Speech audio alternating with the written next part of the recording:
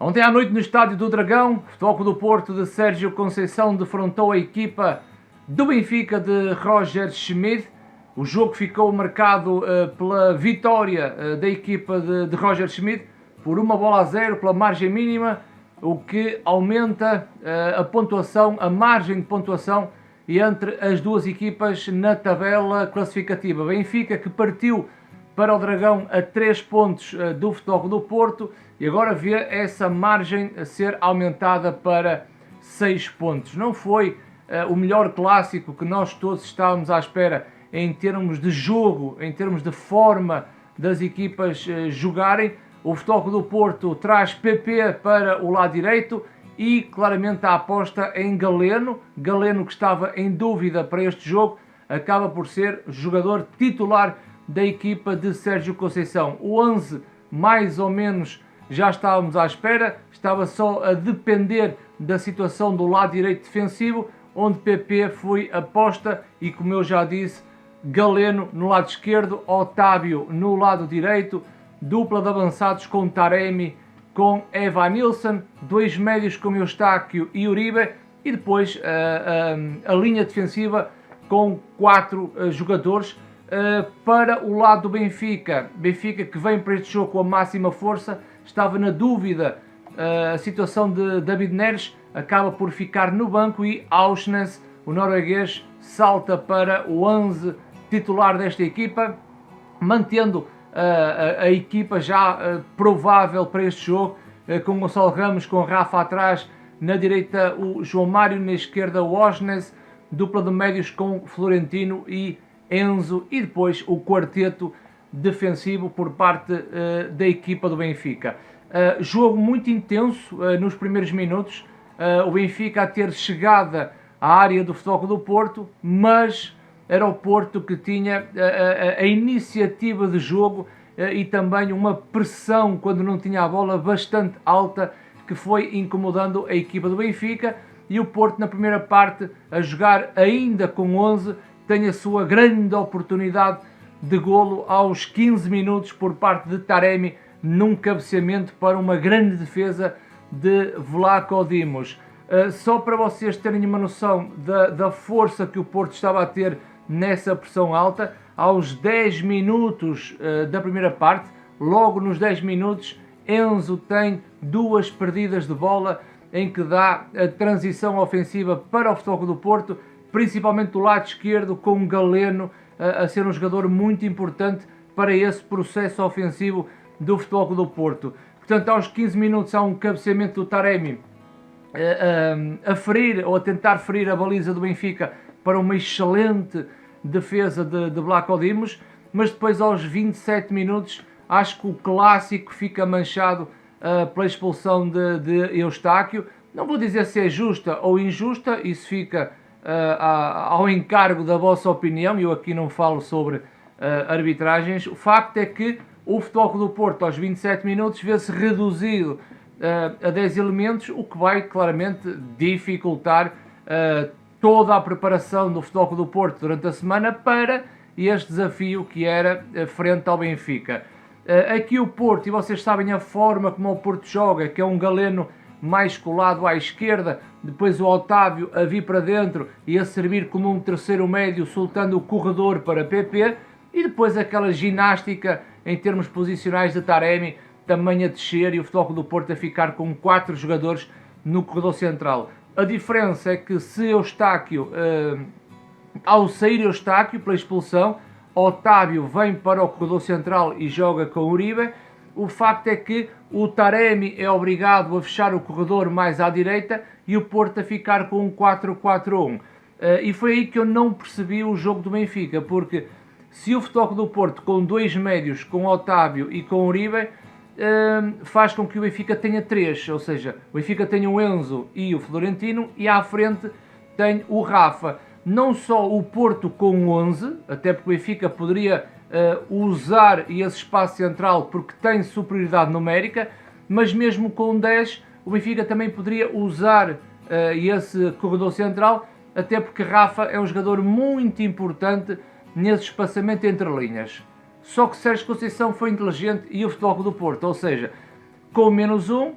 linha de 4 com Taremi à direita, faz com que a equipa deixe um pouco os seus blocos, e quem define essa descida é sempre a linha defensiva, não muito descida, mas a descer a uns 10, 15 metros, faz com que a linha média também se cole muito à linha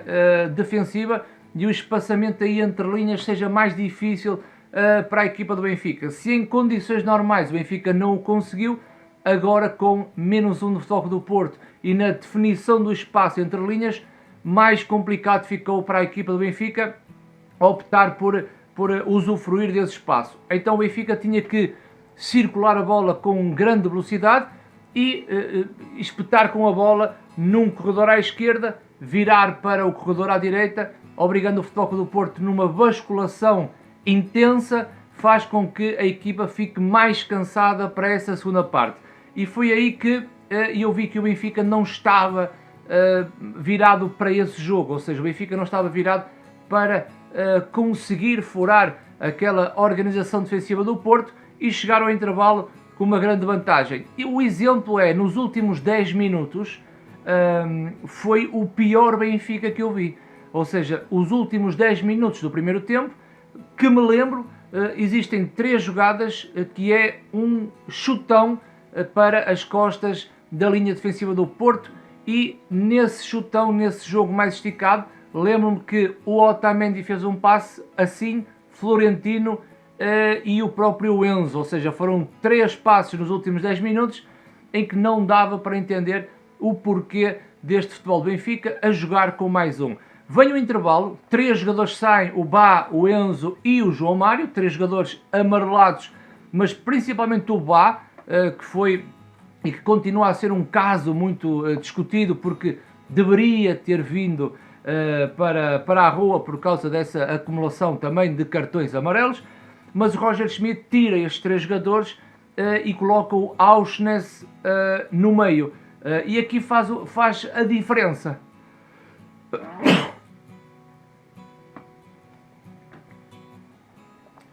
E aqui faz um pouco a diferença, porque o Benfica estava a precisar de um Draxler naquele meio campo para usufruir do jogo entre linhas, e passa o norueguês para o meio, juntamente com o Florentino. Rafa continua no meio, Roger Schmidt olha muito para o Rafa no corredor central, mas o Benfica também, na segunda parte, não conseguia ter bola com condições. Era um Benfica nervoso, era um Benfica ansioso, o passe curto não saía,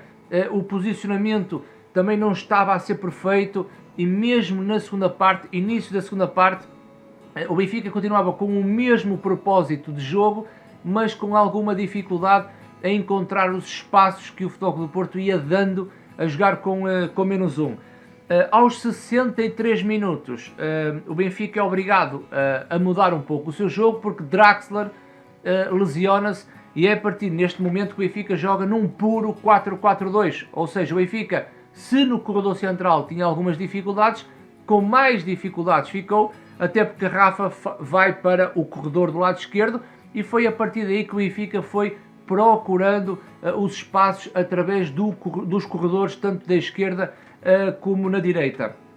Tanto é que nesse período, ou seja, quando há a substituição aos 63 minutos, Draxler lesionou-se, é nesse período que o Futebol Clube do Porto dá uma resposta, ou seja, o Sérgio Conceição tira o Evanilson aos 66 e coloca o Verón.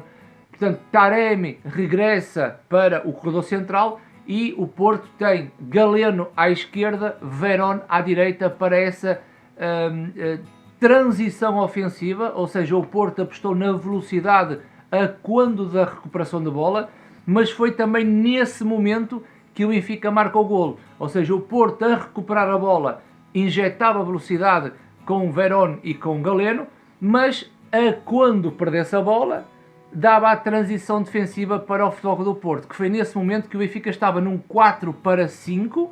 em que Rafa também injeta a sua velocidade na transição ofensiva, partindo para um contra-ataque, e foi aí aos 72 minutos, 6 minutos depois da entrada de Verón, o Benfica marca o seu golo através de Rafa nesse contra-ataque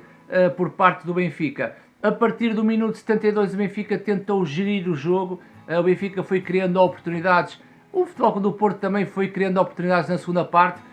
muito também por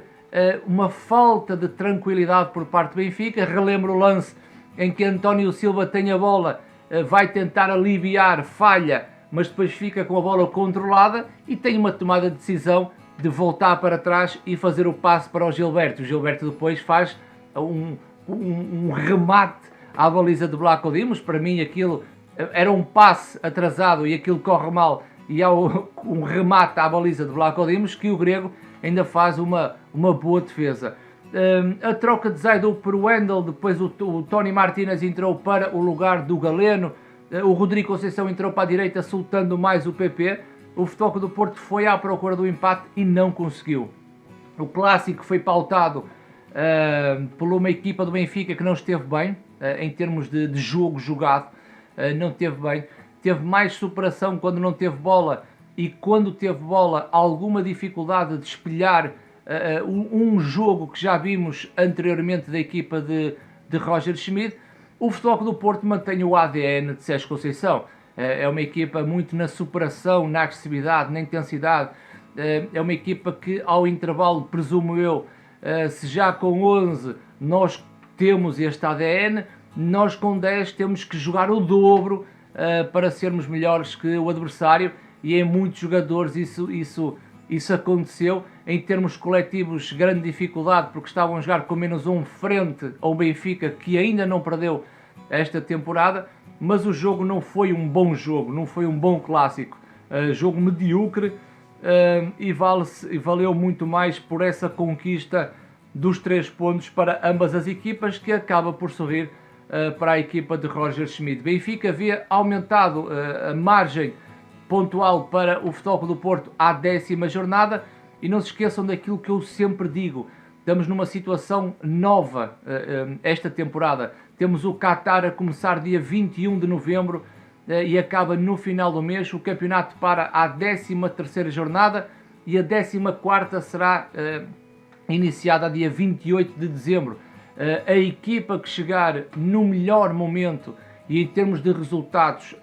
chegar ao melhor momento à 13ª jornada, não tenho dúvidas que no final do ano vai ter um caminho mais facilitado para a restante temporada. Se gostaram do vídeo, subscrevam o canal. Reparei que os meus visitantes, 43% que veem os vídeos, não são subscritores. Não custa nada, subscrevam o canal, estejam atentos às novidades e próximos vídeos. A minha rede social, o Instagram, bora dar o follow no meu novo Instagram. Comentem o vídeo e não se esqueçam aquele engajamento, o likezinho, que é importante. E estamos aí para o próximo vídeo, que será um resumo desta jornada, falando também no Sporting Casa Pia.